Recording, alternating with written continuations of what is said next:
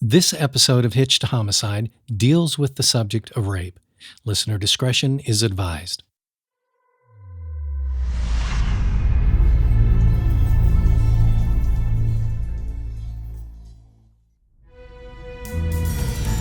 June 25th, 1906, New York City. Shots ring out on the Rooftop Theater at Madison Square Garden during a show. A celebrity architect is dead at the hands of a Pittsburgh heir to a coal and railroad fortune with a smoldering grudge, a fixation that looked like devotion until it didn't. But this isn't just a story about a famous murder. It's a story about how a girl becomes a symbol, how trauma becomes currency, how a courtroom can turn a survivor into an exhibit, and how the world will argue over a woman's choices for more than a century while quietly ignoring the cages built around her. This is Harry Thaw, Stanford White, and Evelyn Nesbit, the girl in the red velvet swing. Hey y'all, I'm Chris Calvert. And I'm her husband, Rob Pottle. Welcome to Hitch to Homicide. For better or worse. Till death do us part.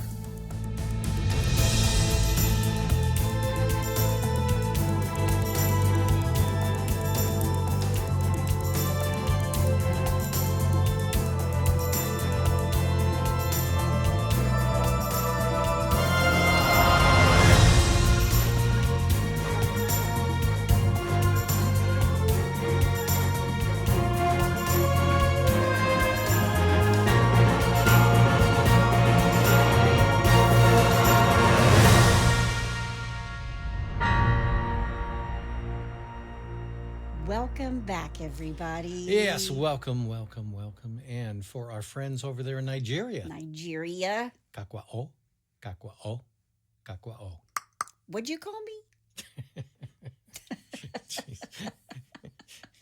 Wherever you're listening, be sure to subscribe to Hitch to Homicide. Then like, rate, and review the podcast so others who like true crime can find us. And if you're watching us on YouTube, please hit that subscribe button below right there. Yep. If you want true crime with us all the time, please join our closed Facebook group, The In-Laws and Outlaws. Go to Facebook, type in H2H In-Laws and Outlaws, answer a couple questions, and you're in. This is the last time I have to say this year. Woo-hoo. In 2025.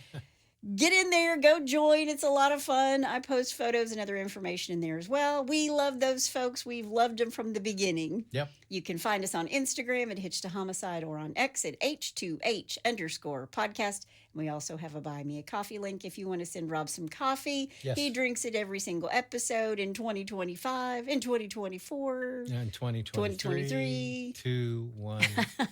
You can find that link in our show notes. You can also send us a text. The link to that is at the top of the show notes where it says, send Chris and Rob a text. Mm-hmm.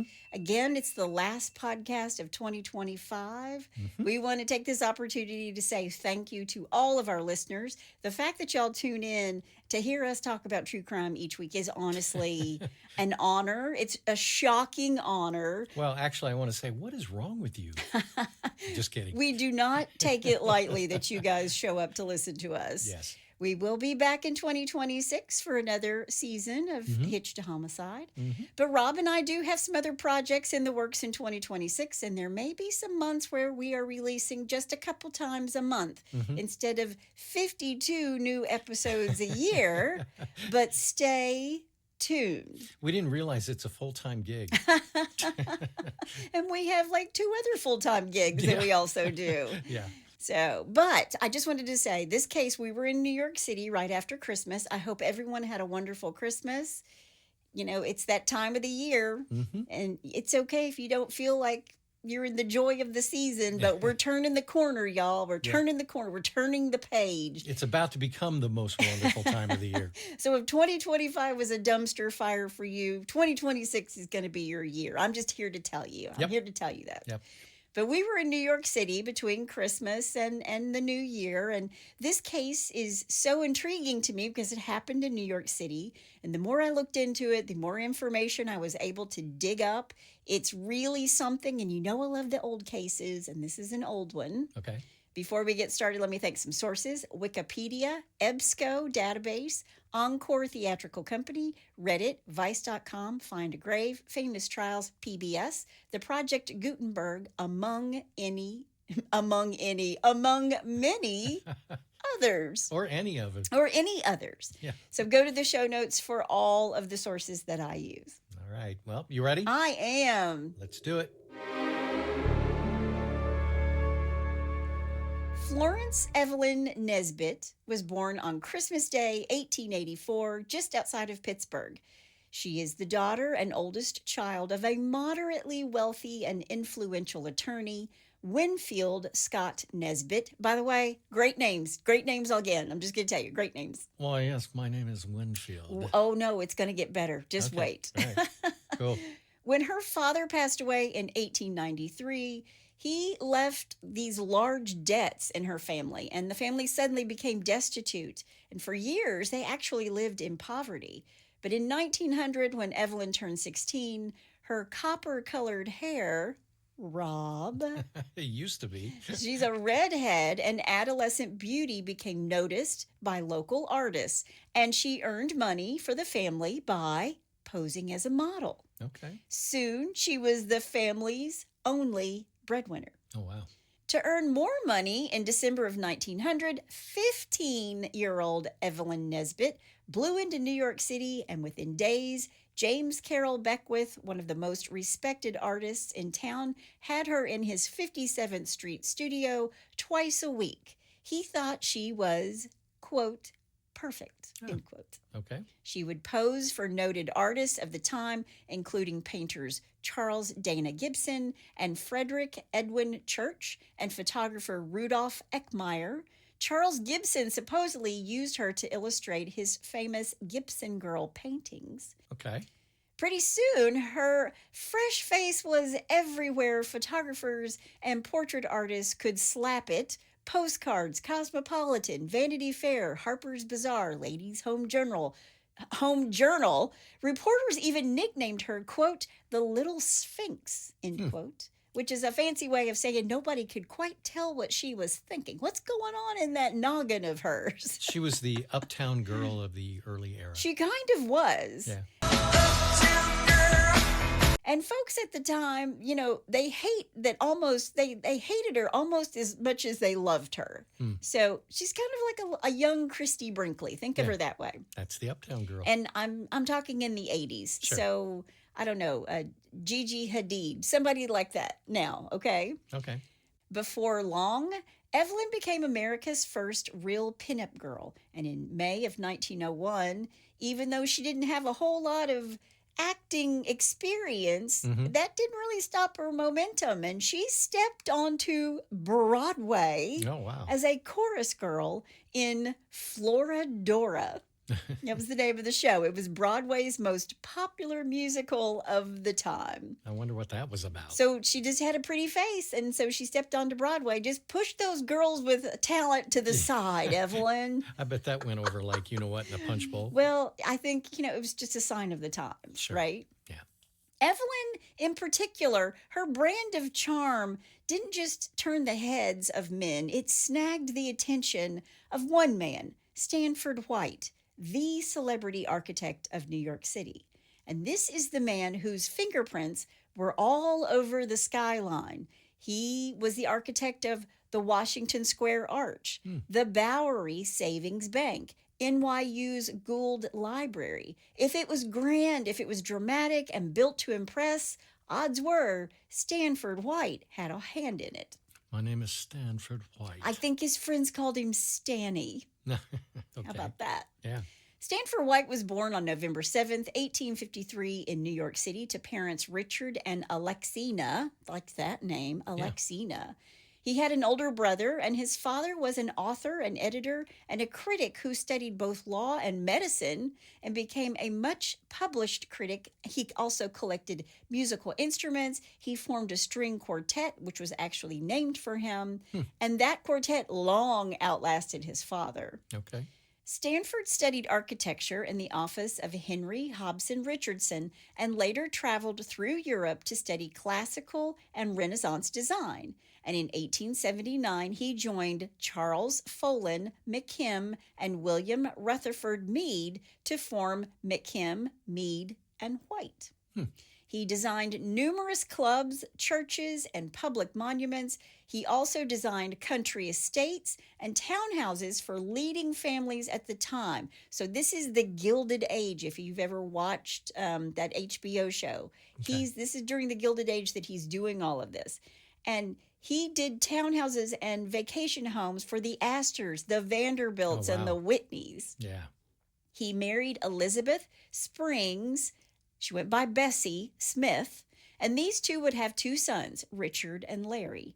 Now, one of Stanford's claim to fame was his Madison Square Garden, a Spanish Renaissance flavored playground for the well-heeled.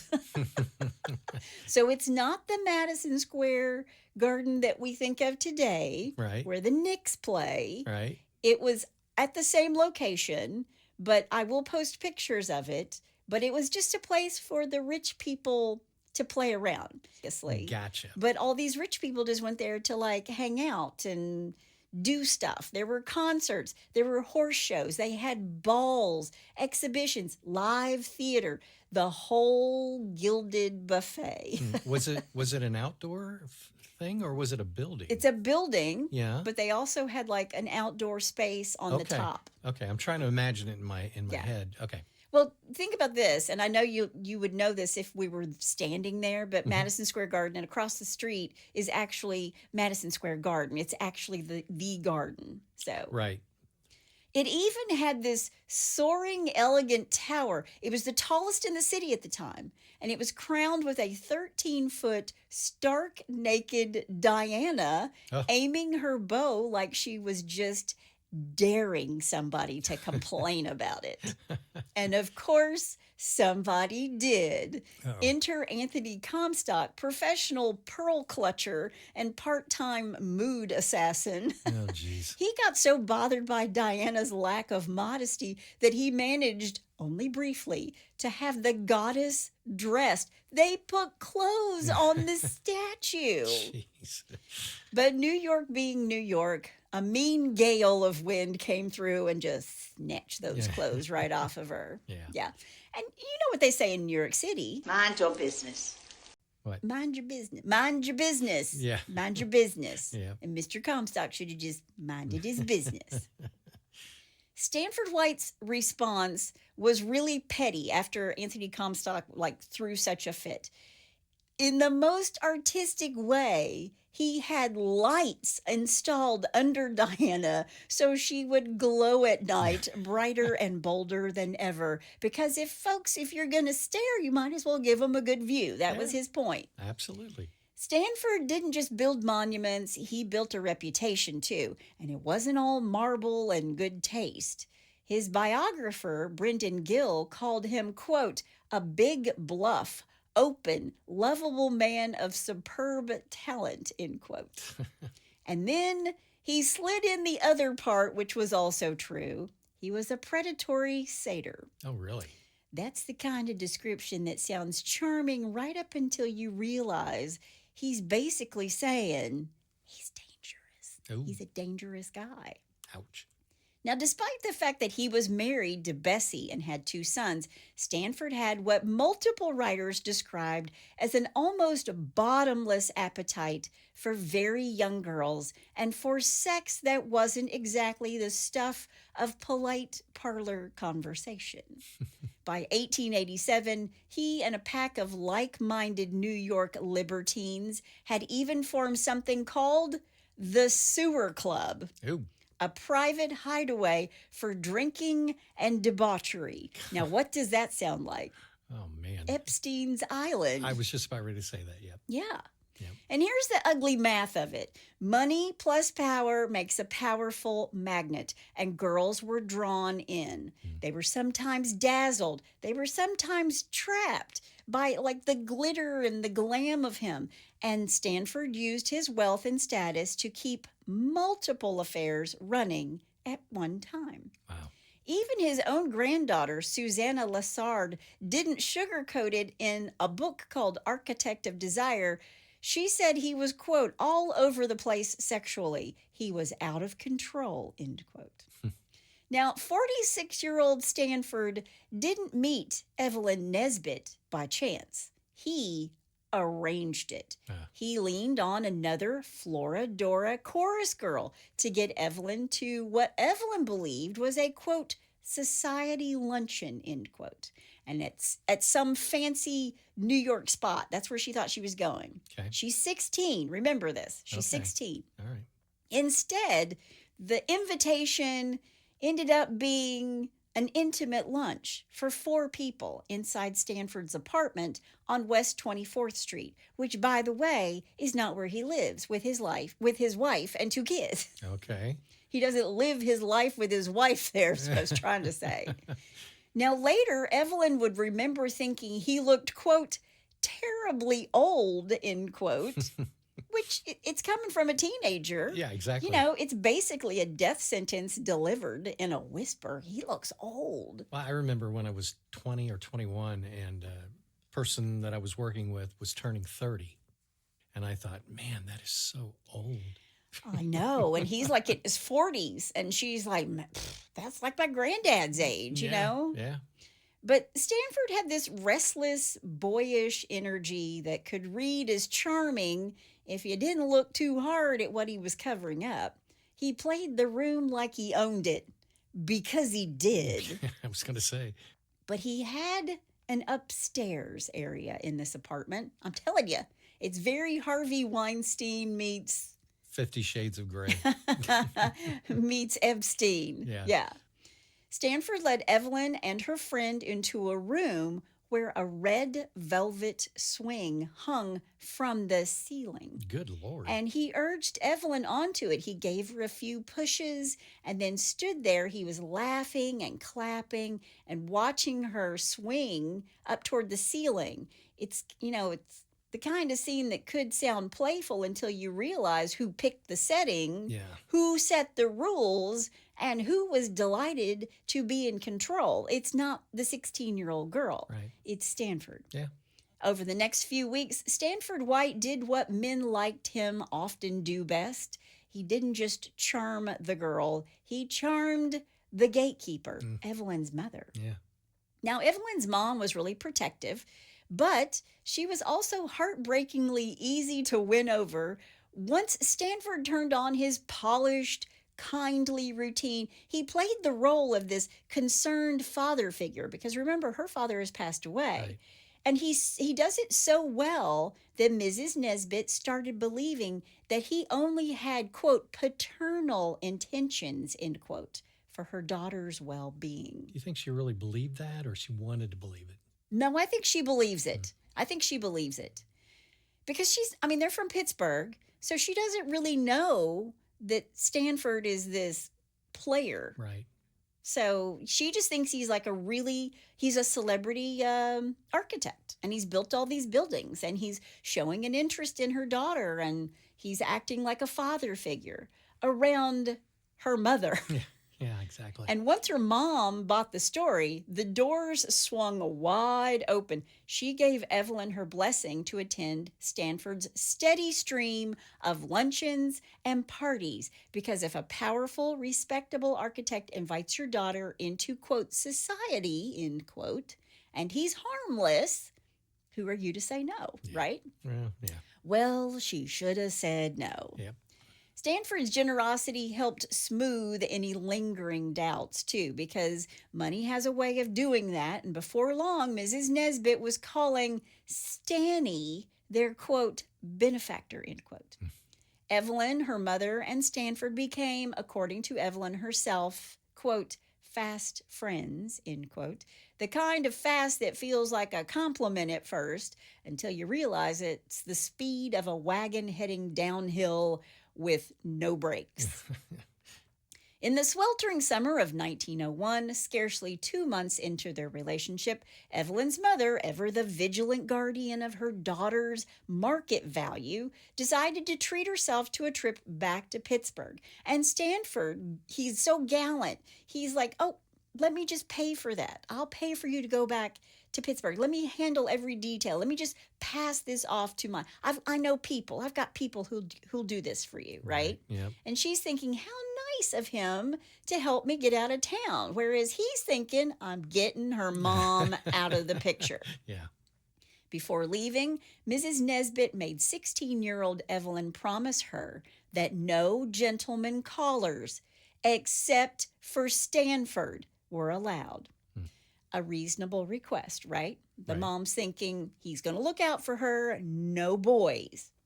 A few days later, a cab summoned by Stanford pulled up to collect Evelyn. She assumed another of his lavish parties was waiting for her. More artists, lots of champagne, this usual glittering crowd. But instead, the cab deposited her at White's private apartment on East 24th Street, a velvet-lined lair tucked behind Madison Square Garden, the cathedral he'd actually built to his own glory. A monument to himself. He chooses this apartment where he can look at his work out the window. What an ego. Yeah. But when she gets there, there were no other guests. And Stanford greets her with, this kind of practiced apology saying, quote, "I'm terribly sorry, kittens." He calls her kittens. "Terribly sorry, kittens. Everyone else declined at the last moment, but we'll manage, won't we?" End quote. The champagne appeared. It starts flowing and flowing until 16-year-old Evelyn has passed out. She came to sometime later. She was sprawled naked on silk sheets beneath a mirrored canopy. Ew. Epstein, I'm telling you. Yeah. She starts to cry. She realizes that Stanford has raped her. And Stanford handed her a silk kimono and said, quote, "Don't cry, kittens. It's all over now. You belong to me." Ew. End quote. Gross. Stanford White had just claimed his prize, and in the gilded corridors of New York's high society, few doors would ever close on him for it. So he was known for doing this, right? Mm-hmm. Right. And he just plucked another little flower out of the garden, and her name was Evelyn. Wow. It took Evelyn a few days to sort of untangle all the emotions that she was having. She was confused. She was afraid. She felt kind of loyal to him, but she was in shock, and she just didn't even know what to do with herself. Sure. And then, against what we'd all like to believe we would do, she went back to Stanford's apartment. Later, she'd call Stanford White her, quote, "benevolent vampire," end quote, Ooh. which is about as sharp a description as you'll ever hear. Yeah. A man who could seem generous while he was draining her dry. For the next 6 months, they saw each other with near daily regularity. Stanford kept her close and kept her image polished. He gave her gifts. For her 17th birthday in December of 1901, he showered her with a pearl necklace, 3 diamond rings, and white fox furs. Jeez. Yeah. And he's thinking, I'm showering her with these gifts, and it's more, instead of being more like these are gifts, it's more like a leash, like you belong to me. Sure. And the Red Velvet Swing, Stanford's private little theater, came back into the story too, in ways that made it painfully clear this was never about innocence or society or mentorship. Right. It was all about control, access, and a grown man building a world where the rules belonged to only him. Mm-hmm. By late summer of 1902, a new man stepped into Evelyn's life, and this one was closer to her age, and he had this sporting and a dashing smile. His name was John Barrymore, Oh. a rakish 21-year-old newspaper sketch artist with more charm than sense. Now, he wasn't a stagehand. He wasn't a stage legend yet. Right. But at the time, he was just another handsome troublemaker with good cheekbones. Right. But he did have big dreams. Wow. So she dated John Barrymore for a while. She should have stuck with him. Yeah. They met at one of Stanford's parties up in the tower at Madison Square Garden. And when Stanford took off for Canada on a 2-week fishing trip, John didn't waste time. He made his move. And before long, Evelyn and John were the kind of couple New York loved. They were both young and they were both pretty. And Evelyn's mom finds out this is what's happening, and she flies into action, and instead of protecting her daughter from powerful men, she asks the most powerful man in the room, Stanford White, to step in and shut it down. She's like, "Stanny, Wow. She's dating John Barrymore, who's 21, and he's a sketch artist, but he's really pretty, but I don't like him. So I need you to step in and get rid of him. And I'm sure he was more than happy to do that. Of course he was. Yeah. Of course he was. So faced with pressure from Stanford and her mom, Evelyn finally caves and she agrees to stop seeing John Barrymore. And it's then that her mother sent her to boarding school in New Jersey. Wow. But while they were busy rearranging Evelyn's life like furniture, there was one more man in the shadows, watching and waiting and tracking her every move. His name was Harry Kendall Thaw. Now, during her run in the Broadway show Wild Rose, Evelyn figured Mr. Monroe, he calls himself Mr. Monroe, was just another member of the Everyday Parade. He's just like one of the many men that was just smitten with her, who had been to a show that she's in. All right. He showed up to 40 performances of her show. Wow. That's stalking. That's called stalking. Yeah. And he kept up a steady drip of flowers and letters and offers of, quote, bigger gifts. He asked her out, too. And Evelyn, smart girl that she was, kept turning him down with polite little no's that some men treat like a personal challenge, like Mr. Monroe. But he wasn't just a lovesick admirer. He was actually Harry Kendall Thaw, an eccentric millionaire from Pittsburgh. Harry Thaw was born on February 12, 1871 in Pittsburgh to William and Mary Sibbett Copley Thaw. His mother is his father's second wife, and Harry's grandfather owned the Bank of United States of Philadelphia. Okay. Now, by 1842, Harry's father owned steam canal boats on the Pennsylvania and Ohio line. They owned canal portage, railroad, and other steamboat lines. He was also a large investor in the Pennsylvania Company, which managed the Pennsylvania Railroad. So Harry's born into a family of money and privilege, and he is an heir to a Pittsburgh railroad and coal fortune. And like even young men of privilege today, he took it all for granted. And he plunged himself into a world of drugs, mostly cocaine. If you got expendable income and you don't know what to do with yourself, drugs. Yep. And Harry's fixation with Evelyn didn't start with romance. It started with rage. He had an obsessive hatred for Stanford White. He was convinced Stanford was blocking him from the New York clubs he wanted into, specifically the Metropolitan Club, the Century Club, the Players Club, and the Knickerbocker Club, which Harry specifically complained that Stanford White blackballed him from. So it's not just that he likes Evelyn. He does like her, and he thinks she's beautiful and obsessed. He likes it even more that Stanford White likes Evelyn. So there's even an account of Harry trying to ride a horse into the Union Club after being turned down. And another source says that his Union League Club membership was revoked after a similar stunt. So Harry's a little volatile, right? Right. Harry cast Stanford as a monster, a so-called predator hiding in plain sight. And he's not wrong.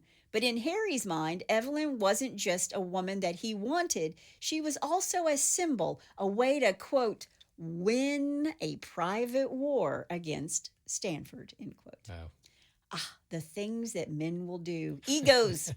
Egos, I tell you. Some of the greatest wars in history have been started over women. It's true. The face that launched 1,000 ships. Yep. This is the face that launched 1,000 ships. In 1902, Mr. Monroe finally managed through an intermediary to arrange a lunch date. And when he met her for the first time at high tea, he didn't just lay it on thick with Evelyn. He laid it on like gravy. He dropped to his knees. He kissed the hem of her dress and declared her, quote, the prettiest girl in New York City, end quote. Okay, well, that's not creepy. It was really theatrical. It was very awkward. It was not even remotely subtle. And then came the grand reveal. After all that persistence, he tells her his true identity with the kind of flourish that is usually reserved for magicians and con men. Okay. Hop! I'm Harry Kendall Thaw of Pittsburgh. My family is very important. Okay. Evelyn later joked that he did it with such dramatic pride that even a, quote, disguised Napoleon, in quote, announcing himself to a half-blind exile couldn't have topped the performance. How about that? There you go. In other words, the man didn't just enter a room, he arrived dragging his ego behind him. Picking up dust the whole way. Or as my friend John in Utah says, his ego arrived 10 minutes before he did. There you go. I like that one. Oh, man. In April of 1903, just as Evelyn was nearing the end of her time at boarding school, she had acute appendicitis that required emergency life-saving surgery. And Harry rushed to the hospital, kissed her trembling hand. He's all devotion, all drama. And while Evelyn was in the operating room, Harry and her mother, Mrs. Nesbit, sat together and talked about Evelyn's future. Without Evelyn at the table, without Evelyn even having a voice. And a few months later, Evelyn would make the decision she'd later call, quote, the worst mistake of my life, end quote. She, her mother, and Harry boarded a ship and sailed out of New York for an extended European vacation. The kind of trip that sounds like an escape, right up until you realize you might be sailing deeper into a trap. Wow. In a hotel suite in Paris, with Harry pressing her for information, Evelyn finally told him what had happened to her 2 years earlier in Stanford's mirrored bedroom. An experience that wasn't a scandalous story, but a trauma. And as she spoke, Harry's reaction was immediate and unsettling. So he's already a drama queen, right? Right. And now he's finding out not only was Stanny like fawning over the woman that he loved, he'd raped her. He's shuddering. He stared. He kind of folded in on himself. And he kept repeating the same thing over and over and over. Quote, poor child, end quote. And, oh, God. That night, something in Harry snapped. For years, this revelation shaped what he believed, what he feared, and what he told himself was justifiable. That's called foreshadowing. That's right. Couldn't end the year without a foreshadowing. There you go. Weeks later, after Evelyn's mother sailed back to the United States, Evelyn was alone with Harry in a rented, cold, Gothic, and dark castle in rural Austria. You can't make it up. Jeez. The very first night, Evelyn is asleep in her bedroom when she is jolted awake by Harry in a violent frenzy. And what followed, by Evelyn's account, was a brutal attack. He assaulted her, physically harmed her, and raped her, raging about Stanford White the entire time. It's one of those scenes that turns the stomach, obviously, because it strips away every illusion at once. The romance, the protector act, the courtship. What's left is more control, more terror, and a man using jealousy and obsession as an excuse to be cruel to the woman he's supposed to love. Wow. After a night like that, you'd think marriage would be impossible. End of story. Slam the door. Run for daylight. Yeah. Get out of there, Evelyn. Yeah. No. Oh, jeez. Harry pursued her relentlessly for 2 more years, softening his approach just enough to seem, quote, changed, end quote. I'll change. I promise. I've changed, honey. Yeah. He would spend lavishly on her, pouring attention on Evelyn's mom, too. And he didn't just court Evelyn, he worked the whole perimeter until the resistance wore down and the path was cleared away. He worked on her mom, worked on Evelyn, just over and over and over again. And in the end, he got exactly what he wanted. Because on April 5th, 1905, in a private ceremony in Pittsburgh, Evelyn Nesbit became Mrs. Harry K. Thaw. Good grief. Then reality set in. The couple moved into a big I read joyless Pittsburgh mansion, made even worse by the fact that Harry's mother lived there too. Oh, man. For the next 14 months, Evelyn described her life less like a romance and more like captivity. It was pretty on the outside, but she's like a bird in a gilded cage. In the spring of 1906, Evelyn and Harry announced they were heading to England. June 28th, first class style, sailing out of New York on a German luxury liner. The plan was simple. Spend a week in the city first, then cross the Atlantic and start over, fresh. I've changed. I'll do better. Yeah. On June 25th, around 6 o'clock, Evelyn left her suite at the Lorraine Hotel on Fifth Avenue and met Harry at a nearby bar. He's already three drinks in. He's loose-lipped. He's got a buzz, and he paid a $3 tab with a $100 bill. The kind of move that says, I'm rich. Yeah. I'm reckless. I want everybody to notice me, right? Right. Guys, that never impresses a woman when you're like, it's, I'm just going to drop 100 here or there, whatever. It's just whatever, dude, whatever. That's why I never carry cash. You do not carry cash. I carry cash. I learned that from my dad, though. My dad's old school, always carrying cash with him. He's always got money on him. So I thought I wanted to be more like him. Yeah. So I try to have money on me, too. But he drops this 100. He wants everybody to notice. And then from there, they headed to Cafe Martin for dinner and drinks with friends, more drinks. And as they're having dinner and enjoying themselves, who do you think walks in? Mr. White. Stanny White. Yeah. Stanford White walks in. And Evelyn looked up and saw Stanford White. He's walking in the restaurant with his son. And outside, the city was super hot. It was like near record heat. And inside, Evelyn said she went cold because she knew exactly what would happen if her husband, Harry, spotted him. This wasn't just it wasn't going to be an awkward run-in. This was like a spark near some gasoline. She knew it was going to be bad. The OK Corral. Yeah. Harry noticed the change in her. He's like, what's wrong with her?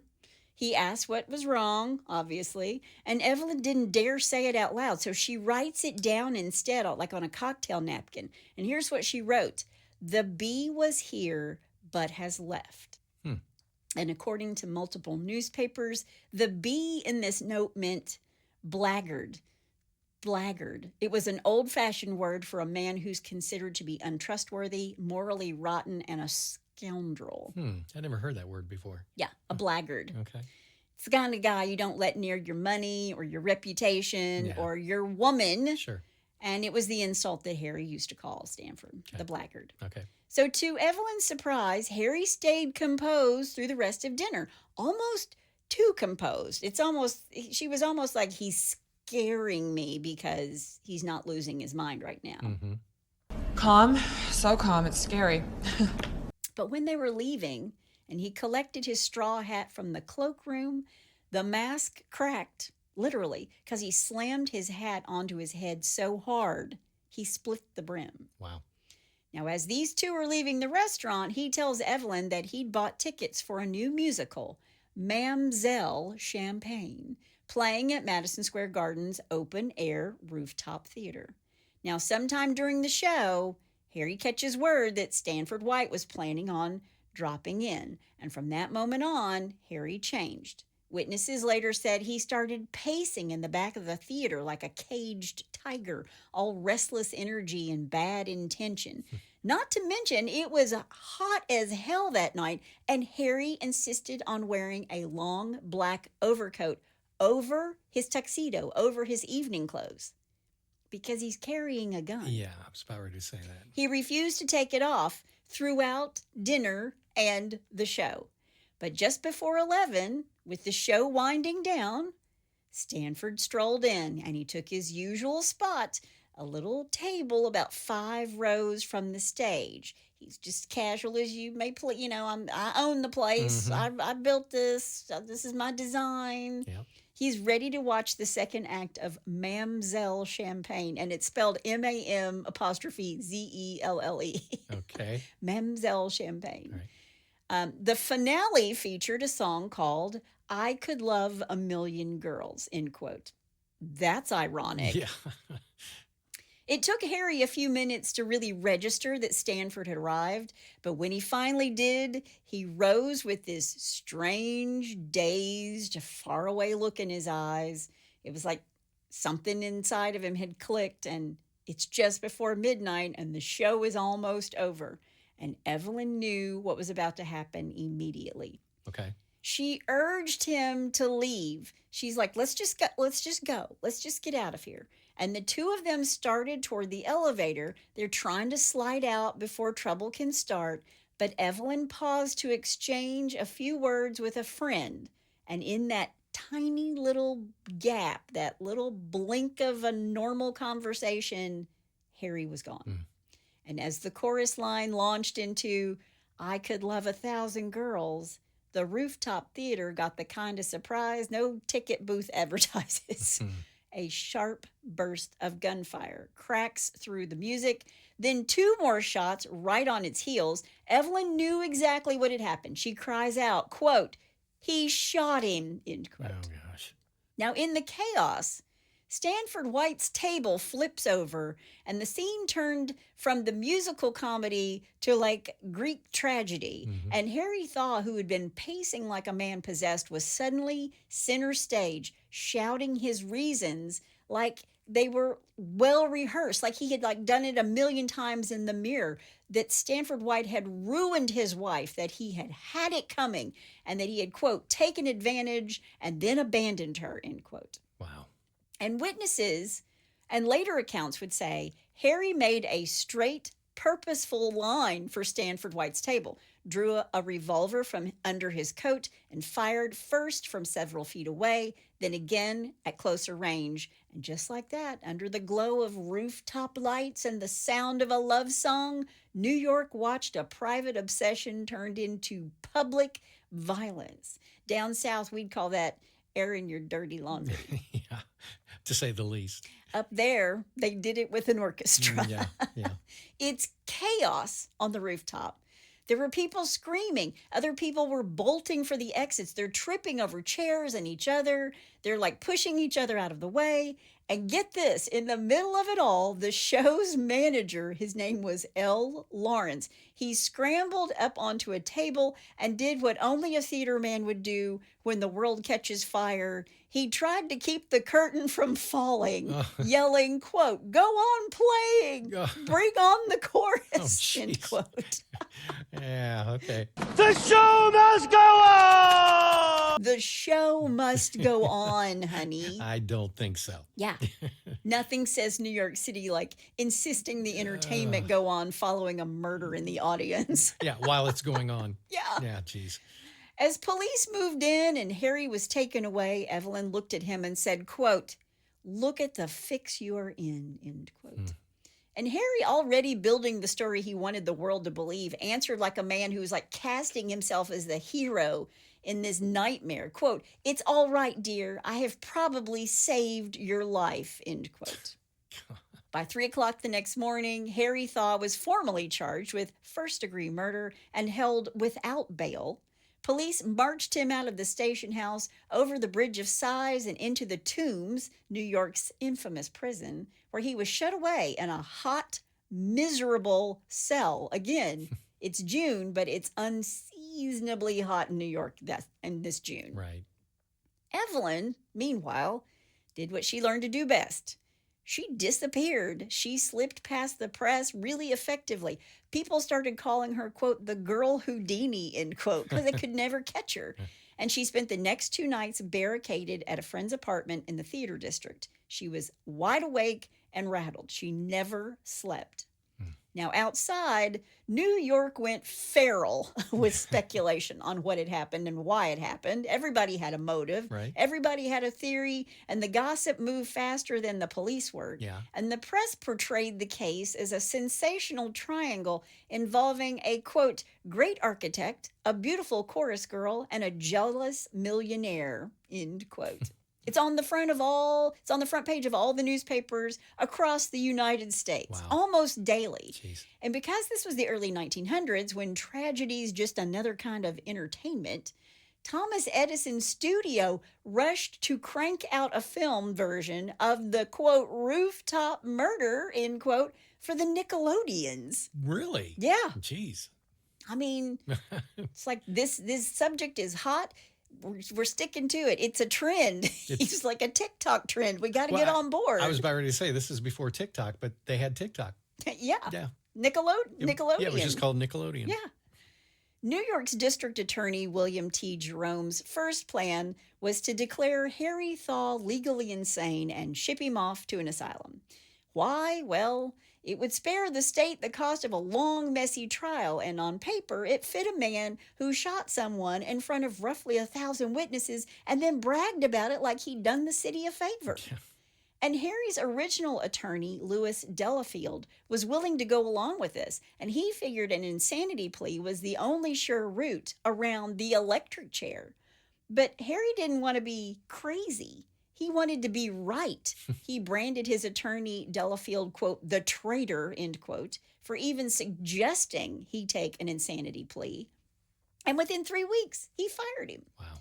Harry was itching for a trial, not to repent, but to put New York's high society on the stand and point his finger at what he called a, quote, set of perverts, end quote, preying on young girls. How about that? There you go. In his mind, he wasn't a killer. He was an executioner. Yeah. He was saving these young girls.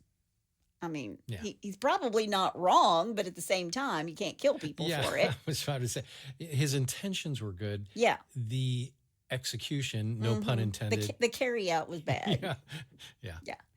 Jury selection finally got rolling in January of 1907, and it was a slog because after questioning 600 potential jurors, Jeez. they seated a jury of 12 men.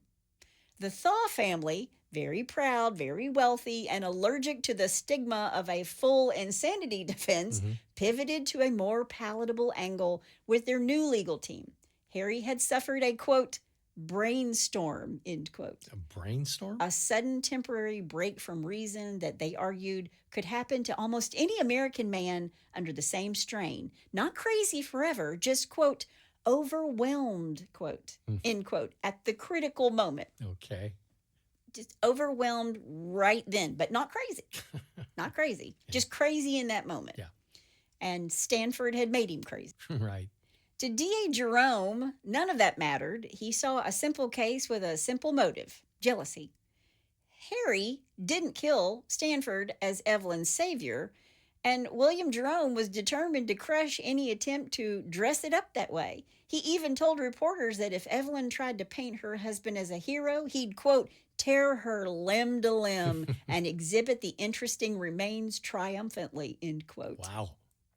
A vicious bit of courtroom theater in its own right. Yeah, exactly. But also a clear warning that in this trial, Evelyn wasn't going to be treated as a victim. Yeah, that was a shot over the bow. It was.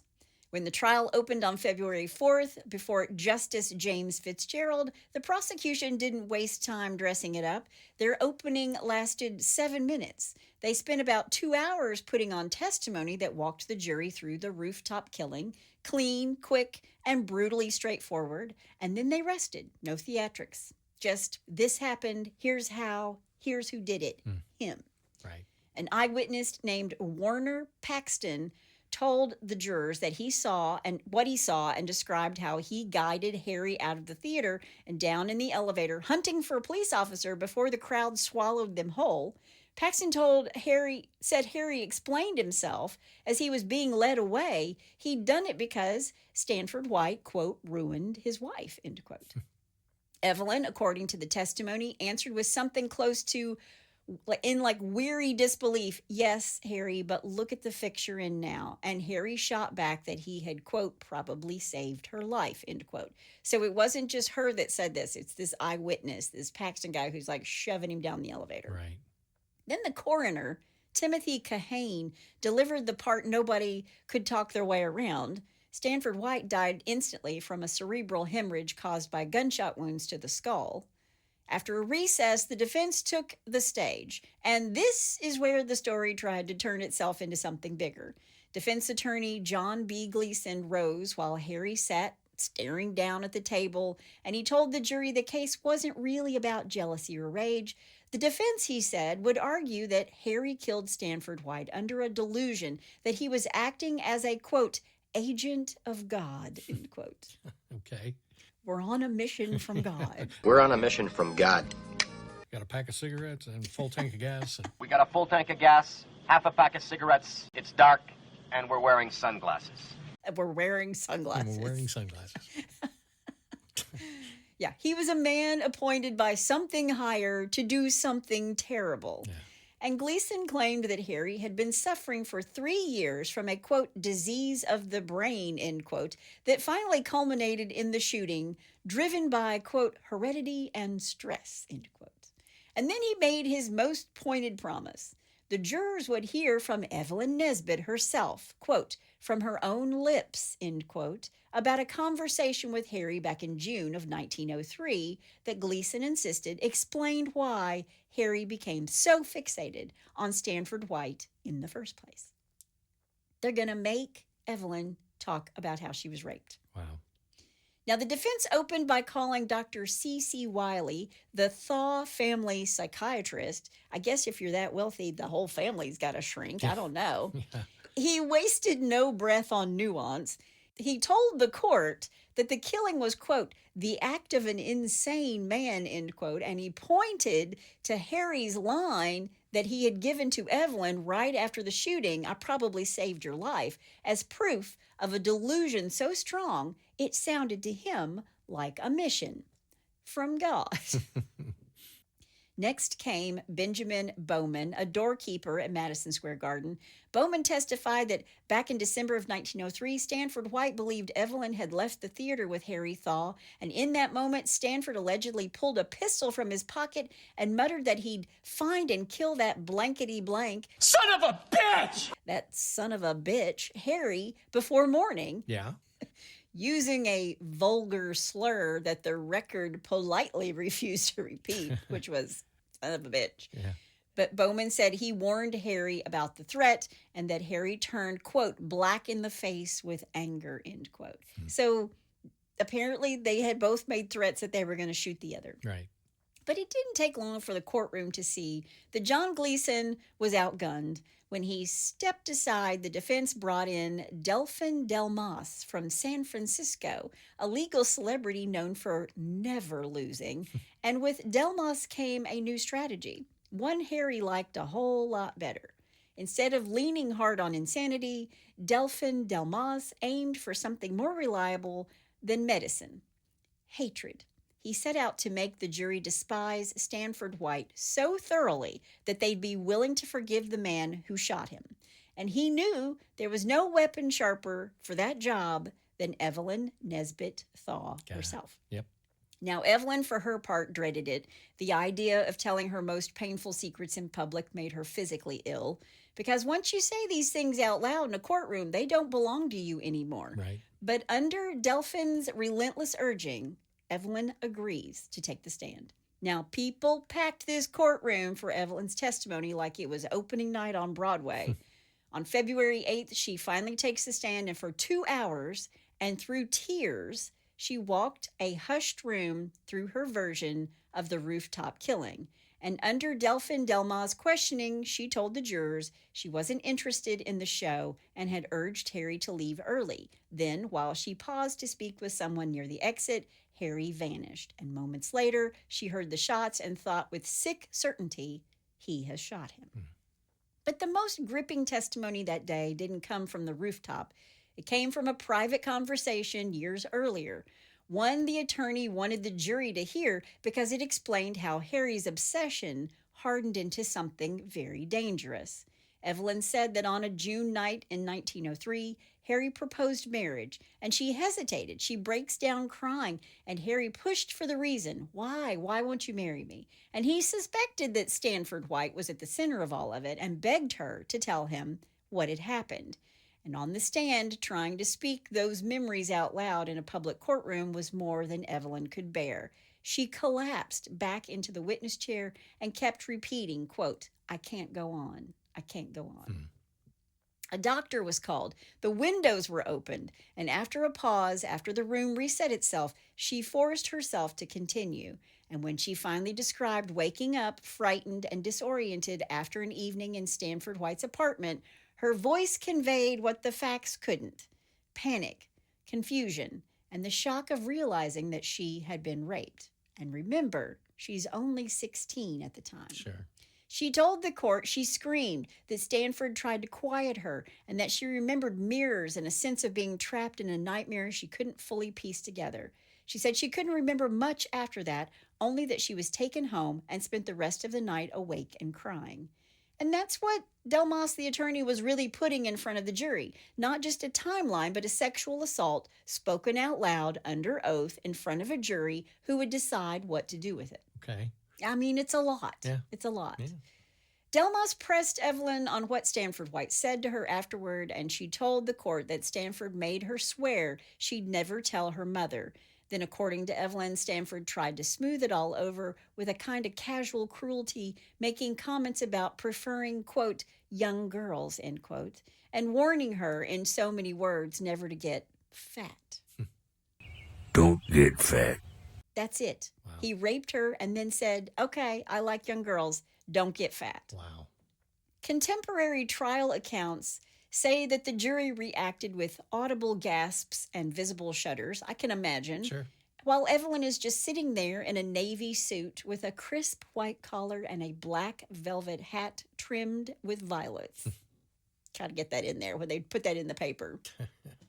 The next day, Evelyn shifted from that night to the years of fallout between Stanford and her husband, Harry. She told jurors that after she returned from Europe with Harry, Stanford warned her to stay away from him, calling him a morphine addict, and arranged for her to meet attorney Abe Hummel, someone Stanford claimed could protect her. But Evelyn said the, quote, protection he wanted to offer her came with strings attached.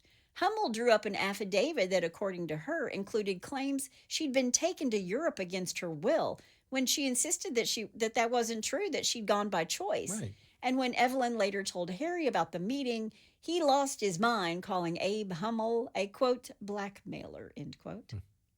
After that conversation with Harry, Evelyn went to Abe Hummel's office and demanded the papers be destroyed. She testified that they burned them right there in a big decorative planter. And now we set it on fire. So, guess they didn't have a shredder back then. We're just going to set it on fire and put it in a planter. From then on, Evelyn said even the smallest brush with Stanford White, passing news, a chance of sighting, could set Harry off. I'm sure it did.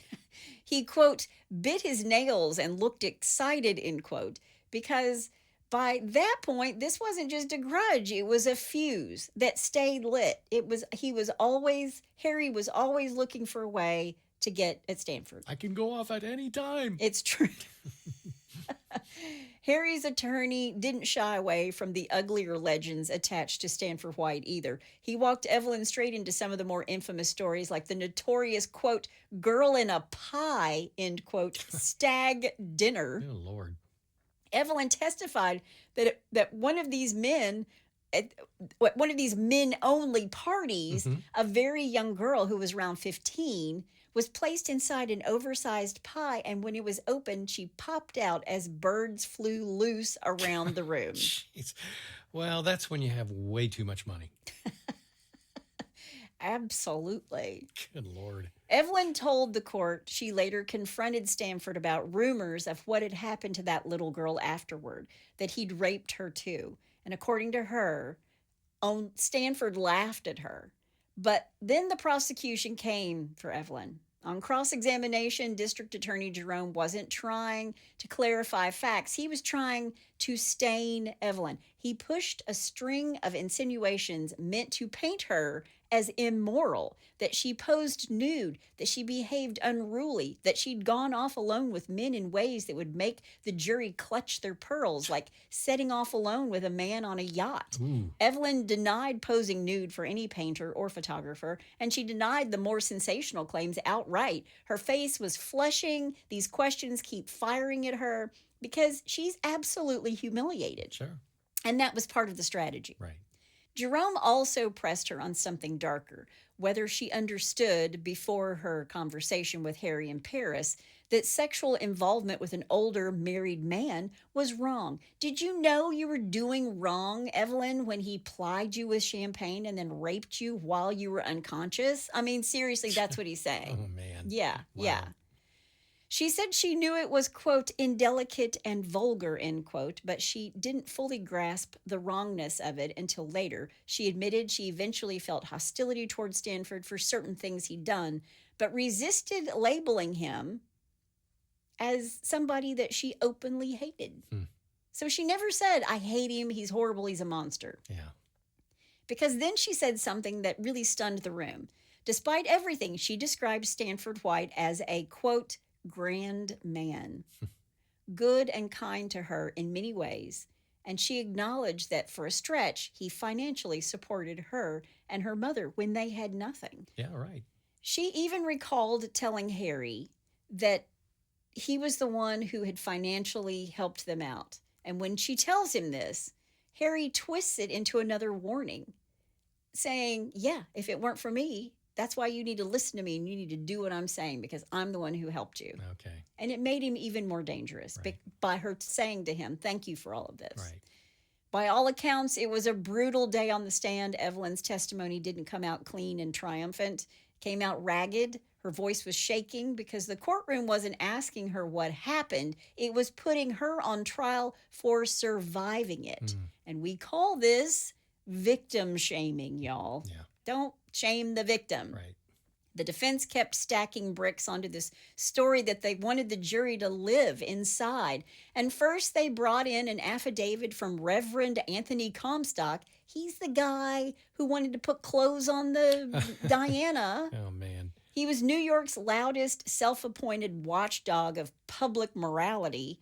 Anthony Comstock claimed that just weeks before the shooting, Harry was frantic and wild-eyed, insisting Stanford, quote, must be stopped at once, end quote.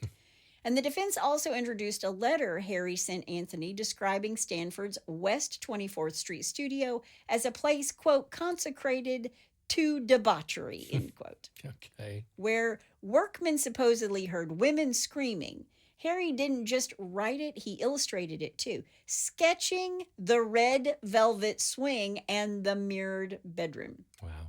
before he sent it to Comstock. Okay.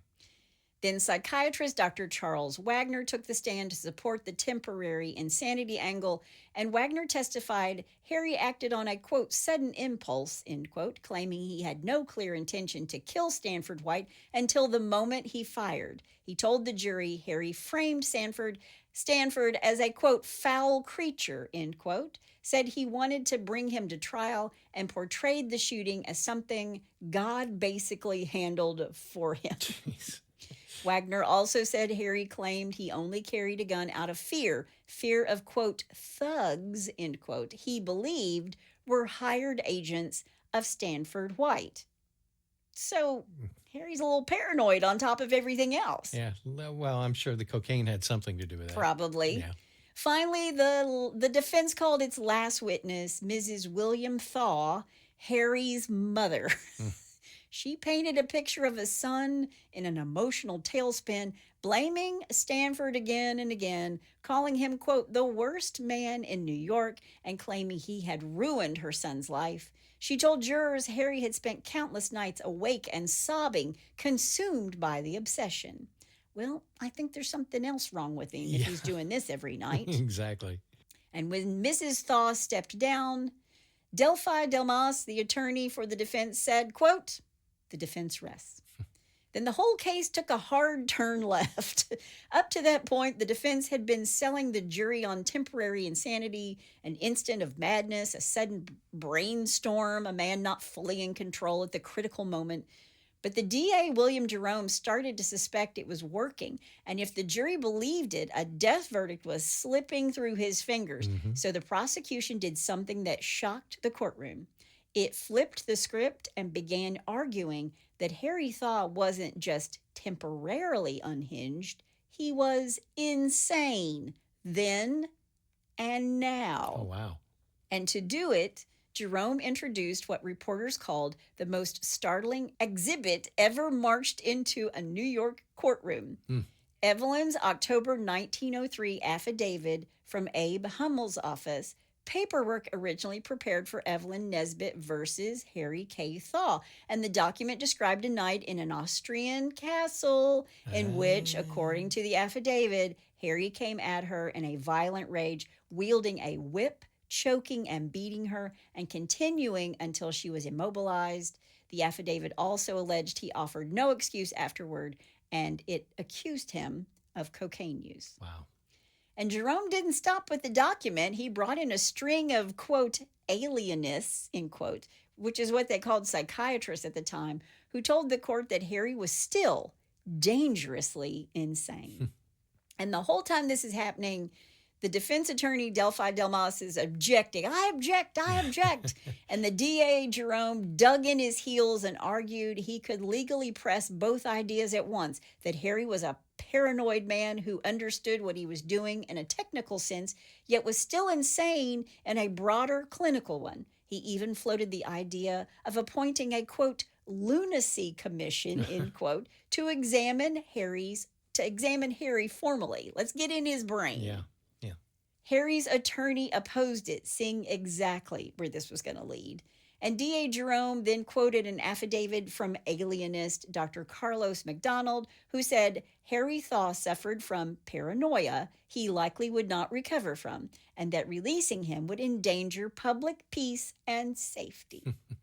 A few days later, on March 26th, Justice Fitzgerald made it official. He appointed a commission of independent psychiatric experts to evaluate Harry Kendall Thaw and report back on whether or not he was crazy. Is he sane or insane? Wow. And the commission started by putting Harry through this full workup, mind and body. They did this all behind closed doors. And whatever they asked him and whatever he answered never made it into the public record. But after he appeared, Evelyn told reporters Harry was upbeat and convinced the commission would rule in his favor. And on April 4th, that's exactly what happened. The commission announced it found no present sign of insanity, nothing in Harry's speech, behavior, or physical condition that suggested he was mentally unfit. In plain terms, they concluded Harry K. Thaw was sane, not, quote, idiotic, not imbecilic, not lunatic, not insane. Harry and his team are delighted, and Harry even crowed that this was what he expected. He was, quote, as sane as any man on earth, end quote. He's saying this to the press. Wow. Then Delphi Dumas stepped up on April 8th and did what he did best. He turned the courtroom into a cathedral and the jury into his congregation. He called Harry and Evelyn's story the saddest, most tragic tale a court could hear. So dramatic, he said, it could have been written by Shakespeare himself. He painted Stanford White as an evil genius who lured Evelyn into his den under the promise of protection, then committed a moral horror that he argued stained the human heart. He told jurors to imagine Evelyn's cry disappearing into the dark city and insisted that God would have heard it. Wow.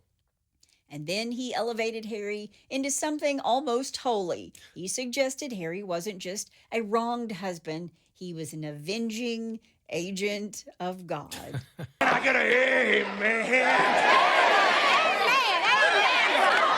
And he even described Harry after the shooting, facing the crowd with his arms out like a cross, saying, all is over, end quote. Wow.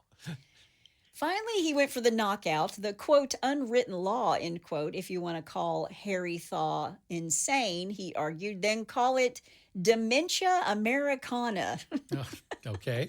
The instinct that tells an American man his home is sacred, his wife's honor is sacred, his daughter's honor is sacred, and that anyone who violates that threshold has broken the highest human law and must answer for it. In other words, don't judge him like a murderer. Judge him like a man who did what society secretly expects a man to do in this situation. All right. Closing for the state, the DA, William Jerome, went straight for his, quote, unwritten law and tried to rip it apart in front of the jury. Was this really the higher law they wanted to bless? He asked. A man parading a woman through Europe for 2 years as his mistress and then coming back to New York to kill? Don't call it dementia Americana. Call it what it is, a common everyday killing. Jerome also turned Evelyn's story back on itself. If Stanford White was the monster that she painted, why did the, quote, angel child, end quote, as Jerome put it, keep going back again and again and again? Right. And then he hit the jury with a line he knew would sting. Evelyn herself had said under oath that she didn't know anyone, quote, nicer or kinder, end quote, than Stanford White. And Jerome's point was clear. However dark the jury might paint Stanford, there still wasn't a shade black enough, he said, to capture Harry Thaw. Right.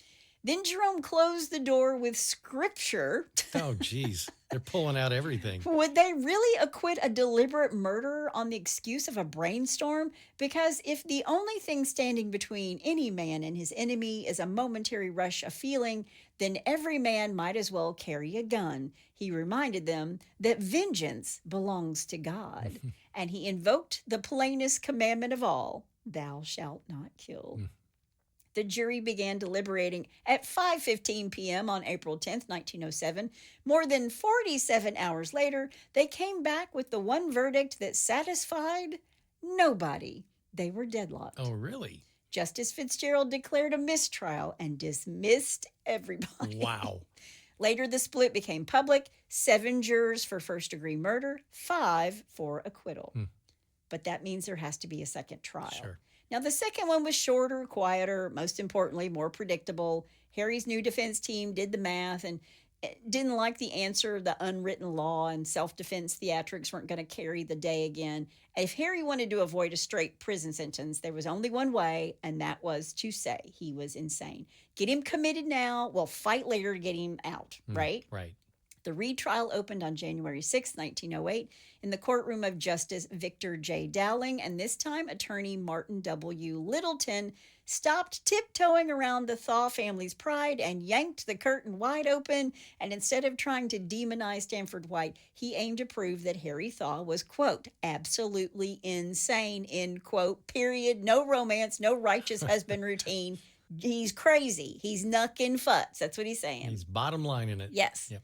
So he lays out the Thaw family history in detail, and they go through all these relatives that were epileptic or weak-minded. He had people in his family who ended up in asylums. A nurse who cared for Harry as a toddler testified he was moody, nervous, and prone to spells where he would stare, twitch, and throw himself back and howl. Oh, jeez. Wow. They even brought in a kindergarten teacher. I mean, it's a lot. They really go through a lot. Sure. They march in all the physicians, the alienists, including a Paris hotel doctor who treated Harry after what was described as a probable suicide attempt by poison. Other doctors testified they diagnosed him with mania, paranoia, and other related disorders. And the overall picture the defense wanted the jury to accept was clear. Harry wasn't simply angry or jealous. He was mentally ill. And by 1908, he was suffering from what they framed as manic depressive insanity. Now, Evelyn testified all over again. And she told the jurors that just weeks after she testified about her earlier trauma, Harry attempted to kill himself by swallowing laudanum. And on cross-examination, she admitted that this detail hadn't come out in the first trial because Harry's first defense attorney insisted that it all be left out. They didn't want Harry to look, quote, too crazy. But DA William Jerome came into the second trial swinging just as hard as he had in the first. And whatever Harry Thaw's quirks or darkness, he knew at the moment he pulled the trigger that he was doing wrong. I don't care if he's crazy. He knew he was doing wrong. Right. And he even sort of mocked his childhood behavior and saying he was a spoiled brat and he just needed a good spanking. Yeah. The jury didn't buy Jerome's framing. The next day, they delivered their verdict, not guilty by reason of insanity at the time of the act, and Harry Thaw may have expected the courtroom doors to just swing open for him, but Justice Victor J. Dowling had other plans. He read from a memorandum and ruled that releasing Harry would be dangerous to public safety, and he ordered him sent to Matteawan State Hospital for the criminally insane to remain there until released, quote, by due course of law, end quote. Wow. And Harry was furious because he was like, I'm not guilty. And they're like, that doesn't mean you get to go home. Yeah, you can't stay here, but you got to go home. Right. So when Harry goes to this hospital for the criminally insane, he's not kept in isolation while he's there. And Evelyn and Harry can have conjugal visits. Really? And they have one in 1910, and 9 months later, in October of 1910, their only child, Russell William Thaw, was born in Berlin, Germany. But I will tell you that even though these two had conjugal visits, Harry denied paternity, and the Thaw family disputed it as well and did not recognize this boy as part of their family. Oh, wow. Also, the Thaw family supported Evelyn financially during the first and second trial, but on the condition that she was helpful to Harry's case. And there were reports that she was promised anywhere from $25,000 to $1 million if the case ended in Harry's favor. But according to Evelyn's side of the family, she only received around $25,000. And after he was committed to the mental hospital, they cut her off. Wow. Meanwhile, as Harry is in and out of mental institutions, he would even escape and be recaptured, but he would never face another criminal conviction for Stanford White's murder. 7 years later, in June of 1915, another New York jury was convened to decide whether Harry was sane enough to be released, and this time Evelyn was done being the centerpiece. She offered zero testimony, and according to accounts, she kept herself near the Canadian border. So if they came to her and if they subpoenaed her, she could just slip across the border. Just jump over the line. Yeah. Harry testified for more than 5 hours, and when asked why he waited 3 years to kill Stanford White, he gave an answer that was chilling in its emptiness. There was no reason. The jury declared him insane, and 2 days later, Harry Thaw walked out a free man. Wow. Now, the marriage didn't survive much longer. In 1917, Harry severely whipped a 19-year-old boy, was arrested, and was sent back to an asylum where he remained until 1924. He was released again, and he died in 1947. Wow. Evelyn eventually divorced Harry and turned to vaudeville and touring stage shows, capitalizing on her name recognition to draw in crowds, and she developed and performed specialty dance and dramatic numbers that often traded on her, quote, girl in the velvet swing, end quote, image. Wow. In the 1920s, she moved into silent films, appearing in several pictures, using the screen to earn a living and reshape herself as an actress. More than just a scandal, she's an actress. Mm-hmm. She later married her dance partner, Jack Clifford, but that marriage didn't last either. She never remarried after that, and Evelyn's life sort of unraveled in the years after the trials. Her fame faded, her finances deteriorated, and she struggled with alcohol addiction. She did publish 2 major memoirs about her life, The Story of My Life in 1914 and The Prodigal Days in 1934. Both of these books revisit the White Thaw scandal, but it also gave her a chance to reclaim her share of her own narrative. There was a report of an apparent suicide attempt in the 1920s or 30s, but in 1955, Hollywood revived the saga, The Girl with the Red Velvet Swing, with Joan Collins playing Evelyn, rekindling public fascination with the Nesbit White Thaw triangle. By then, Evelyn was living quietly in Los Angeles. She was a sculptor, an artist, and she was teaching sculpture and ceramics. She died on January 17th, 1967, in Santa Monica, California, of natural causes. Wow. But she will forever be the girl in the red velvet swing. Okay. Now, one of the reasons I wanted to do this case was just that she was a victim, but then it all got turned around on her, and everybody else seemed to sort of go their own way. Of course, Harry went to the insane asylum, Right. and I think Stanford probably went to hell, and her life sort of just went to hell in a handbasket. Yeah. But she was really a victim of her own circumstances. Sure. And the fact that they used her rape as a way to be like, you shouldn't have done, you were in the wrong place at the wrong time. It's sort of the whole, well, you provoked that man by wearing a short skirt. Right, exactly. Kind of thing. Yep. Which is wrong. Just saying it. It's wrong, it's wrong, it's wrong. Yep. But that is the story of Evelyn Nesbit, the girl in the red velvet swing. And that's all I have to say about that. All right, here's my take. I've got a couple little things that I was thinking about. Number one, it's sort of the battered wife syndrome. it seemed like that she just couldn't walk away for some reason. Most people, from the outside, myself included, looking at it going, good Lord, why didn't you just get out of there? Right. But, battered wife syndrome. Well, think about this too, though. I mean, he's a very influential man Sure. in New York City. She's been a model. She's been on Broadway. It's sort of like the Harvey Weinstein thing. Yeah. You either do this with me and keep your mouth shut, Yeah. or I'll ruin your career. Sure.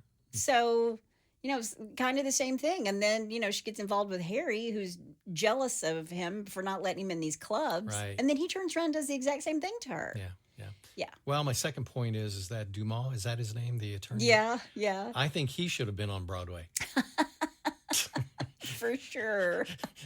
So there's my 2 takes. Well, he was from San Francisco, so he was from Hollywood. He was around Hollywood. He came from California. I don't know if he was from Hollywood. He was from San Francisco, I believe. So, yeah, I mean, he was a California boy. He came in all flash and, glitter. Yeah, exactly. All right, well, let's do a little bless you hot. Well, bless your heart. All right, number 1, I'm calling, what, you don't believe me? All right. A Transportation Security Administration Office employee out of Tampa Airport is in some hot water after showing up late to work. Okay. Okay. Now, being late is not the main issue. It was the excuse that she made up for being late. Taleda Collier claimed she was late to work because of a knife-wielding man tried to burglarize her parents' vehicle. Wow. Yeah, Collier has been in some trouble at the TSA for showing up late for work in her past, so her supervisor asked for the police report. Oh. Yeah, Collier tried to submit a texted version of a police report initially, and then her supervisor asked for an actual printout. She was never able to produce the actual report, and a little bit of investigation proved that the image she texted was forged. The figure. The name and number of the officer was looked into, and her parents had no idea what investigators were talking about when they asked about the vehicle break-in. She was arrested on charges of criminal use of a personal ID and uttering false documents. I thought you were going to say it said on the document that the police officer who wrote up the report was Barney Fife or something like that. I was waiting for that. Could have been. All right, number 2, pay no attention to those tags. Okay. Oh, gosh. Okay. A 23-year-old woman in Orlando was arrested for stealing armfuls of clothes from a Tommy Hilfiger store. Okay. Yeah. Ramaya Johnson and a female accomplice fled through an emergency exit of a Tommy Hilfiger store with tons of clothing and hopped into a waiting getaway vehicle. Cops were able to track down the vehicle used to get away and found Johnson, the accomplice, and bags full of merchandise that were Tommy Hilfiger. The merchandise still had the tags on them and anti-theft devices on, and she was even wearing a Tommy Hilfiger shirt with the tag still on it when she was arrested. I was about to say they identified them because they had on stripes and tweed or boats or something on their... Exactly. They were wearing boat shoes. They were wearing topsiders. All right, number 3, and finally. Finally. And this is a follow-up to one I did last week about our raccoon. Okay. Taking repeat offender to a whole new level. Okay. According to a Hanover County Animal Protection and Shelter statement, the raccoon that we talked about last week was passed out intoxicated in the restroom of a liquor store. Right. After securing the drunk raccoon and taking it to a shelter, the animal slept for a few hours, but there were no signs of injury other than maybe a hangover and poor life choices. With the animal now released back into the wild, this isn't the shelter's official first run-in with the raccoon. What? Yeah. This is not the first time he's been in one of the surrounding buildings, and that's referring to the strip mall in which the ABC store is located. Okay. Supposedly, this is the third break-in he's had. He was in a karate studio, and supposedly he got into the DMV and ate some of their snacks one time. When the raccoon was brought back to the shelter, it napped inside a dog kennel for a couple of hours. And then once the raccoon woke up, it was released back into the surrounding area where the strip mall, that's where the liquor store is located. Now, they didn't relocate him because that's a death sentence for a raccoon if you try to relocate them. Yeah. But somehow he knew how to get back into the buildings. He's a smart little critter. He's a smart little guy. Yeah. They had him in little raccoon handcuffs. Yeah, with the raccoon now sober and back in his habitat, let's hope he's learned his lesson. But I just say, enjoy your life. I think he's living his best life. And why not have a drink or two, especially at the holidays? He ate the snacks at the DMV. No. Took a couple pictures of himself. Got himself a driver's license. Kind of digging the raccoon. I am too. I like him. I like him a lot now. Oh, man. Well, if you have a bless your heart or you know somebody's heart who needs blessing, all you have to do is go to hitchtohomicide.com. When you get there, there's a pull-down menu, and while you're there, you can also suggest a case or tell us about your brush with true crime. Yep. For the last time in 2025. Okay. It's my amazing husband out there. And that's my beautiful bride in the booth. Join us next time, next year, Yes, please. on Hitch to Homicide. Bye, y'all.